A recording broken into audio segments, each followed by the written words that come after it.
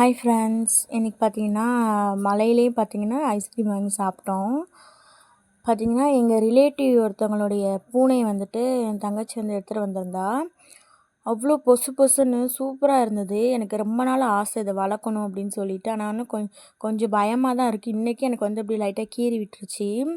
அப்படி பொசு பொசுன்னு பார்க்குறதுக்கு அழகாக இருக்குது. இந்த பூனை உங்களுக்கு பிடிச்சிருந்தா ரெட் ஹார்ட் கமெண்ட் பண்ணுங்கள். இன்றைக்கி அப்படியே பார்த்திங்கன்னா ஒரு புதுசாக வந்து ஒரு சிக்கன் தான் கிரேவி மாதிரி பண்ணியிருந்தோம். அதோடைய என்னென்ன சேர்த்தேன் அப்படின்னு சொல்லிட்டு நான் மேலே கொடுத்துருக்கேன். உங்களுக்கு வேணும்னா நீங்கள் வந்து ட்ரை பண்ணி பார்க்கலாம். செம்ம டேஸ்ட்டாக இருந்தது.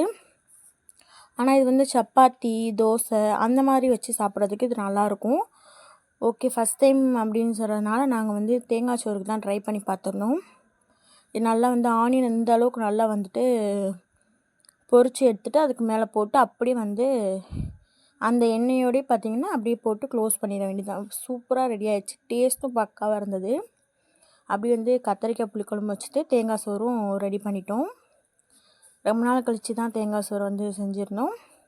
பார்த்திங்கன்னா சாப்பாடு ரெடி ஆகிடுச்சு. கத்திரிக்காய் புளிக்குழம்பு, அதுக்கப்புறம் வந்து இந்த கிரேவி, தேங்காய் சோறு. இந்த வீடியோ உங்களுக்கு பிடிச்சிருந்தா லைக் பண்ணுங்கள். தேங்க்ஸ் ஃபார் வாட்சிங்.